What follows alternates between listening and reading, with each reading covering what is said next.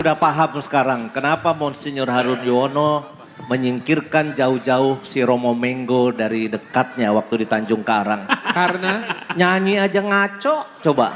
Nyanyinya lancang dia mau. Iya, lancang banget. Bapak Uskup udah nyanyi bener ya. Dia dengan lancang bikin apa? Lancang depan, lancang kanan, lancang belakang. Oh, Lancang lancang kanan, banget. lancang kiri. Aduh kacau nih. Waduh, maka sekarang yang dapat salib berat pasti Monsinyur Afin lah punya Vikjen kayak gitu. Ya. Puyeng Aduh, itu, aduh. puyeng. Pasti puyeng. Puyeng ya. Tapi ya nggak apa-apa lah. Itu mungkin biar Romo tua ini sehat ya. Sekarang Romo Menggo akan stand up komedi buat kita. Rasain. Kok rasain? Rasain kita. Oh, kita yang Kitanya rasain. yang menderita. Romo tengah Romo. Lancang Terima kasih. kanan. Mumpung ada uskup kan biasanya waktu Monsinyur Harun, Monsinyur Afin gak ada kan nyala-nyala uskup kan waktu itu. Liar, waktu itu Ya. liar banget. Dibilang uskup kalau meninggal kemana waktu itu? Biasalah masuk surga. Gak gitu, ngomongnya gak gitu waktu itu. Ada rekaman digitalnya loh. Biasalah. Ada. Ya. Mau diralat sekarang. Enggak, karena ada uskup kita paus lah ya Oh sekarang. paus. Oke, tepuk tangan buat Ya, Romo baik. Menggo. Menggo. Iya. Bapak Ibu, saudara-saudari. Suatu hari ada seorang ibu di hari Minggu, seperti biasalah kayak ibu-ibu ini, membangunkan anaknya untuk ikut misa. Jadi dia ketoklah kamar anak ini ya, dok, dok, dok, dok. Lalu anaknya tidak bangun. Ibu itu kebetulan buka, pintu nggak dikunci. Langsung, weh, ada dua hal yang mami bilang lu harus ke gereja. Dia males. Dia bilang gini, gue juga punya dua hal supaya nggak ke gereja. Terus maminya bilang, oke, lu dulu. Apa? Mereka nggak suka sama saya nggak suka sama mereka. Udah, lalu kata ibu itu, denger dulu nih alasan gua kenapa lu harus ke gereja. Pertama, umur lu udah 37 tahun. Yang kedua, lu romo. Ya.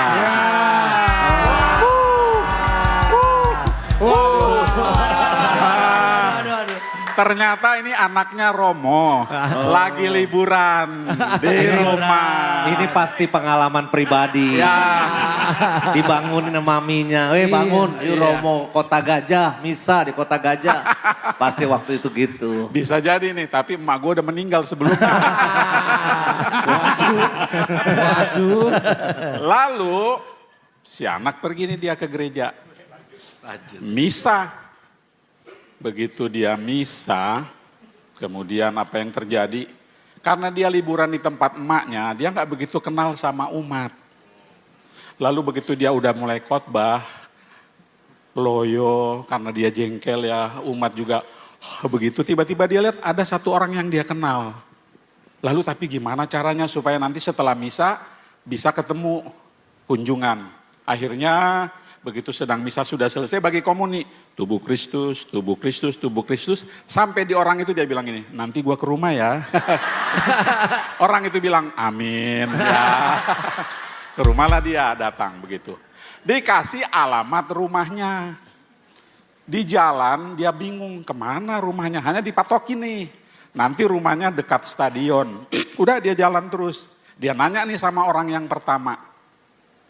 Bro, ini jalan ke stadion. Iya, katanya begitu kan. Terus dia jalan lagi masih ragu, di simpang berikut dia nanya lagi. Bro, sama orang lain. Ini jalan ke stadion.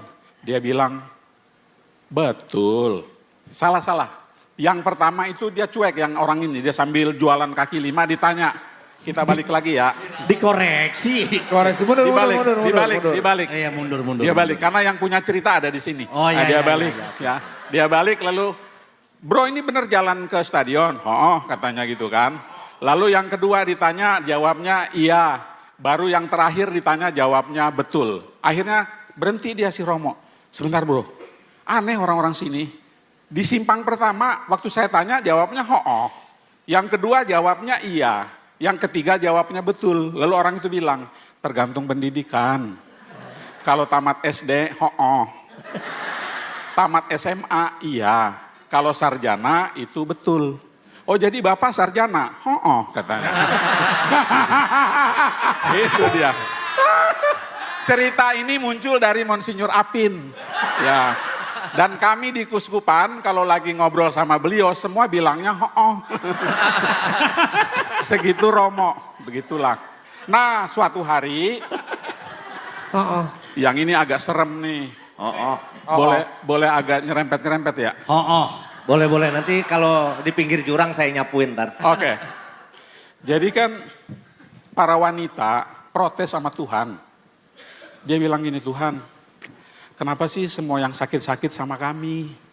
Waktu kami pertama kali. Boleh. Nanti kalau di pinggir jurang saya nyapuin ntar. Oke.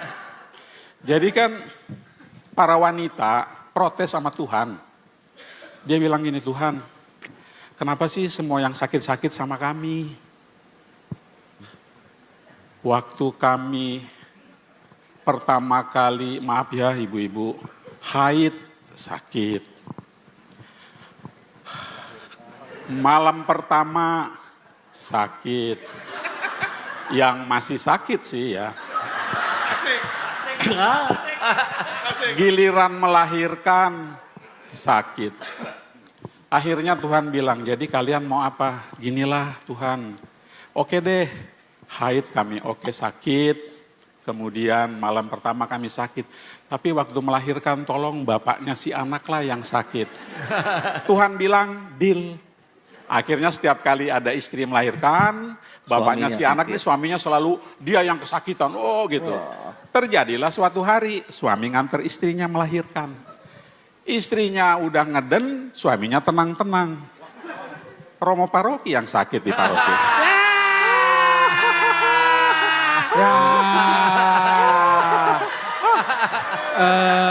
Dan Romo Paroki Kota Gajah ya? Oh, bukan. Oh bukan. Kebetulan saya Fikjen, gak ikut. Gitulah. Fikjennya juga ikut sakit. Sapu. Harus disapu nih kayaknya. Harus Tolong nanti nih. di take down ya bagian ini ya. Tapi sebelum di take down, sawer dulu lah ya. Mahal nih, kayak gitu.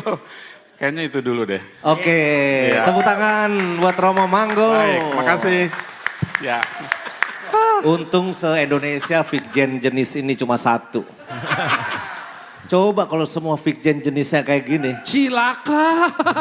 Pusing itu pasti uskupnya. Emang cilaka? Iya. Coba tanya ke Monsinyur Alvin. Monsinyur Alvin, emang cilaka punya Fikjen kayak gini?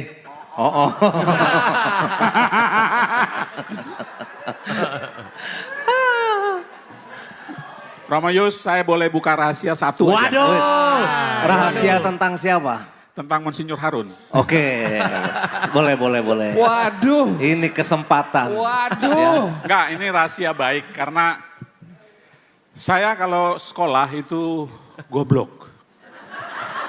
Maka saya buat skripsi itu hampir 2 tahun gak selesai. Wis. Lalu oleh Romo Rektor saya sudah disuruh pulang. Suruh keluar. Untung ada beliau. Jadi beliaulah akhirnya yang menyelesaikan skripsi saya. Hah? Serius. Jadi sekarang kepada semua yang dulu pernah jadi pembimbing saya, Anda kena tipu ya.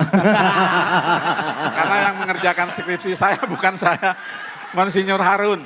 Ya, lalu waktu saya diuji saya nggak bisa apa-apa karena bukan saya yang bikin. Kok lulus? Ya. Kok lulus? Ya, namanya juga temen ya. Kalau nggak dibantu sama Monsinyur Harun, saya nggak jadi Romo saja supir angkot. Ya. Jadi Monsinyur terima kasih banyak. Oke, baik. Jawabnya. Sekarang udah kelihatan siapa yang kelasnya ho-oh ya. Ini yang barusan nih ho-oh nih kelasnya. Romo Putra mau bongkar rahasia lagi nggak?